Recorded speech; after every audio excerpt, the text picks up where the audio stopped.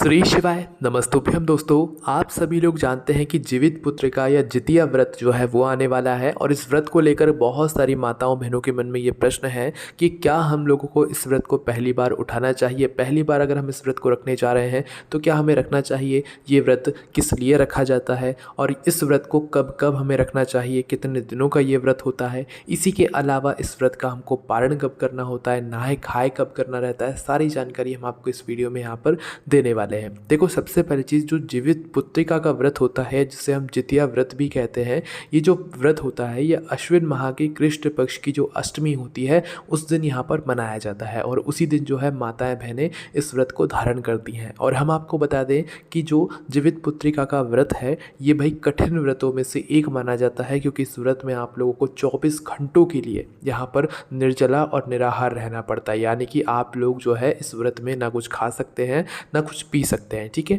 और ये जो व्रत अब माताएं बहनें करती हैं ये सबसे पहली बात तो अपनी संतानों के लिए करती हैं, अपनी संतानों की सुख और समृद्धि के लिए करती हैं। चाहे घर में आपके बेटा हो, बेटी हो, कोई भी संतान हो, आप उस संतान के लिए इस जीवित पुत्रिका या जितिया व्रत को धारण यहाँ पर कर सकती हैं। और जो भी लोग यहाँ पर संतान प्राप्ति के लिए इस व्रत को धारण करना चाहते हैं वह भी इस व्रत को यहाँ पर कर सकते हैं और उनको 1 साल के अंदर संतान की यहाँ पर प्राप्ति हो जाएगी, ठीक है। और ये व्रत विशेष रूप से माताएं बहनें अपनी संतान की सुख और समृद्धि के लिए यहाँ पर करती हैं, ठीक है। तो आइए जानते हैं कि इस बार ये व्रत कब रखा जाएगा और कितने दिनों का यह व्रत यहाँ पर होता है। देखिए, पूजन विधि तो सभी जगहों पर अलग अलग होती है, इसलिए जहाँ जहाँ जैसे जैसे पूजन होती है आप वैसे वैसे पूजन कीजिएगा। बस जो विशेष नियम है इस व्रत से जुड़े हुए वो इस वीडियो में हम आपको यहाँ पर बता रहे हैं ना।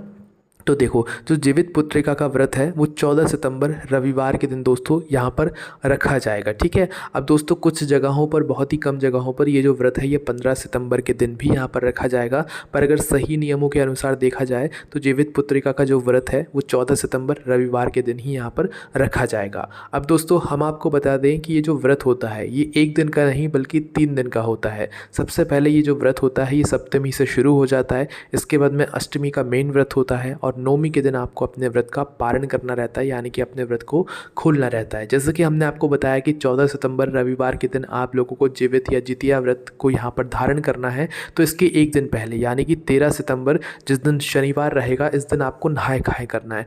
नहाय खाए के बारे में अगर आपको कुछ जानकारी हम दें तो भाई इस दिन माताओं बहनों को यहाँ पर इस व्रत के लिए जो है बाल धोने चाहिए और नहाय खाए में जो भी चीज़ें खाई जाती हैं आपके घर के जो बुजुर्ग देते हैं भाई वो यहाँ पर आप लोगों को लेनी चाहिए, ठीक है। नहाय खाए में इसमें हमें अपने बाल धोने रहते हैं और कुछ खाने पीने की चीज़ें होती हैं वो यहाँ पर हमको लेनी रहती है। नहाय खाए के दिन यानी कि शनिवार के दिन आप लोगों को लहसुन प्याज या तामसिक भोजन का बिल्कुल भी सेवन यहाँ पर नहीं करना चाहिए, क्योंकि ये बहुत ही शुद्ध व्रत और अच्छा व्रत यहाँ पर माना जाता है, वो भी संतानों की सुख और समृद्धि के लिए, ठीक है।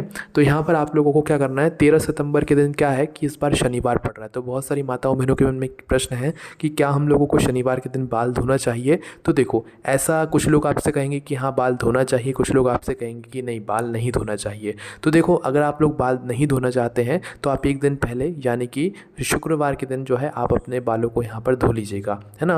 और अगर आप लोग भूल जाएं तो भाई शनिवार के दिन अगर आप चाहें तो बाल धो सकते हैं, क्योंकि व्रत शुरू होने से पहले हमको बाल धोना ज़रूरी रहता है ना। तो आप चाहें शनिवार के दिन भी बाल धो सकते हैं, वैसे धोए नहीं जाते हैं। अगर आपके मन में ये है कि भाई धोए नहीं जाते हैं तो आप 1 दिन पहले शुक्रवार के दिन अपने बालों को धो लीजिएगा। किसी कारणवश भूल जाए या ना धो पाएँ तो फिर आप शनिवार के दिन भी, क्योंकि मजबूरी है तो हमें धोना पड़ता है, ठीक है, तो आप शनिवार के दिन भी बाल धो सकते हैं। यानी कि 13 सितंबर के दिन हमारा नहाय खाया रहेगा। इसके बाद में 14 सितंबर यानी कि रविवार के दिन इस जितिया व्रत को यहाँ पर रखा जाएगा। माताएं बहनें जो है सुबह से ही पूर्ण रूप से इस व्रत में जो है ना कुछ खा सकती हैं ना कुछ पी सकती हैं। और हम आपको बता दें कि जितनी भी माताएं बहनें इस व्रत को रखने वाली हैं, इस व्रत में आप मतलब सूर्योदय से पहले पहले अपने जो भी घर के काम है वो कर लीजिएगा, क्योंकि इस व्रत में आप लोगों को बहुत फूक फूक कर कदम रखने पड़ते हैं। ऐसा हम क्यों बोल रहे हैं, क्योंकि इस व्रत में आपको समझ आ रहा होगा जीवित पुत्रिका, जीवित नाम आपको इसमें समझ आ रहा होगा। तो आज के दिन मतलब कि इस व्रत के दिन आप लोगों के हाथों से कोई भी जीव या जंतु, छोटे छोटे कीड़े मकोड़े, चींटी चींटा आदि नहीं मरने चाहिए। अगर वो मरे तो भाई इससे आपका फिर व्रत आपको पूर्ण नहीं लग पाएगा, है ना, फल आपको पूर्ण नहीं मिल पाएगा। इसलिए आप लोग सूर्योदय से पहले झाड़ू झाड़ू पोछा जो भी करना चाहते हैं वो कर लीजिएगा, क्योंकि इस समय पर हमसे अनजाने पर झाड़ू लगाते समय, पोछा लगाते समय चींटे, चींटियाँ, छोटे छोटे कीड़े मकोड़े, जीव जंतु ज़रूर आ जाते हैं और वो मर जाते हैं। और सूर्योदय के बाद आपका व्रत शुरू हो जाएगा, और जब व्रत शुरू हो जाएगा उसके बाद अगर आप ये सारे कार्य करेंगे और आपसे जो है यहाँ पर मतलब ये जीव जंतु मरेंगे, चींटे चींटी मरेंगे, तो फिर आपको आपके व्रत का पूर्ण फल नहीं मिल पाएगा। इसलिए हो सके तो इस दिन आप अपने घर के काम ना कीजिएगा, किसी और से यहाँ पर करवाइएगा, ठीक है। क्योंकि इस दिन भले अनजाने में आपसे ये सारी गलतियाँ हों, पर इसका फल आप लोगों को मतलब पूर्ण रूप से नहीं मिल पाएगा व्रत का, अगर आप लोगों के हाथों से इस दिन किसी भी जीव जंतु की यहाँ पर मतलब हत्या होती है, मर जाते हैं, है ना। तो इसलिए भाई आप लोग इस दिन झाड़ू पोछा वगैरह ना करें। आप चलें भी जो देख देख कर चलें कि आपके पैरों के नीचे कोई चींटे चींटी या जीव जंतु या कीड़े मकोड़े ना आ जाएँ और वो आपके पैरों के नीचे आकर ना मर जाए, ठीक है। तो इस बात का आप लोगों को ध्यान रखना है और पूरे दिन व्रत रखना है। इस दिन विशेष रूप से यहाँ पर भगवान वासुदेव की पूजन की जाती है। इस दिन मिट्टी के विग्रह भी बनाए जाते हैं, और जैसे जैसे आपके यहाँ पूजन होती है मिट्टी के विग्रह को बनाकर, वैसे वैसे आप लोग कीजिएगा। और इन विग्रह का अगले दिन यहाँ पर विसर्जन भी किया जाता है। तो भाई पूजन विधि हम आपको नहीं बता रहे हैं, क्योंकि पूजन विधि सभी जगहों पर अलग अलग होती है। क्योंकि दोस्तों ये जो पर्व है, ये जो जीवित पुत्रिका का व्रत है, जितिया व्रत है, ये अलग अलग जगहों पर विशेष रूप से मनाया जाता है। ये पूरे भारत में आपको देखने के लिए नहीं मिलता है। ये सिर्फ आपको यूपी बिहार में देखने के लिए मिलता है, झारखंड में देखने के लिए मिलता है, और नेपाल में आप लोग देखेंगे कि वहाँ के लोग भी इस व्रत को यहाँ पर करते हैं, ठीक है। सब जगहों पर ये व्रत नहीं देखने के लिए मिलता है, और जितनी भी हमने आपको जगह बताई है सभी जगहों पर अपने अपने हिसाब से यहाँ पर पूजन विधि बताई गई है। तो आप अपने हिसाब से जहाँ जैसे आपके यहाँ पर पूजन की जाती है वैसे इस व्रत में यहाँ पर पूजन कर सकते हैं, ठीक है। इसके बाद में दोस्तों सभी माताएं बहनें 14 सितंबर के दिन इस व्रत को रखेंगी और व्रत के सभी नियमों का यहाँ पर पालन करेंगी।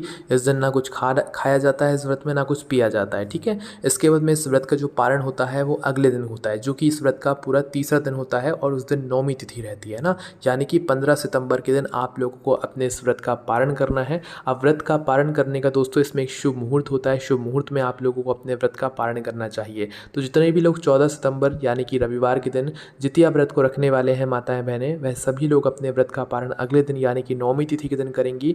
वो भी कब? यहाँ पर 15 सितंबर को सुबह 6:06 से लेकर सुबह 7:25 के बीच में आप लोगों को अपने व्रत को खोलना पड़ेगा, व्रत का पारण करना पड़ेगा, क्योंकि इसके बाद राहु काल शुरू हो जाएगा जिस समय में व्रत को नहीं खोला जाता है, ठीक है। तो ये सारी चीज़ों का ध्यान रखते हुए आप लोगों को यहाँ पर मतलब अपना व्रत करना है, और व्रत में दान पुण्य भी किया जाता है।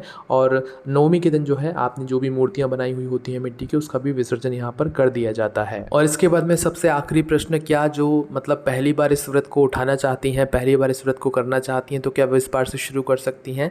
जी हाँ दोस्तों, आप सभी माताएं बहनें इस बार से अपने जितिया व्रत या जीवित पुत्रिका का जो व्रत है इसको शुरुआत कर सकती हैं। इस बार कोई भी ऐसी चीज़ नहीं है, ऐसा महीना नहीं है जिस महीने में आप लोग अपने व्रत की शुरुआत नहीं कर सकते हैं।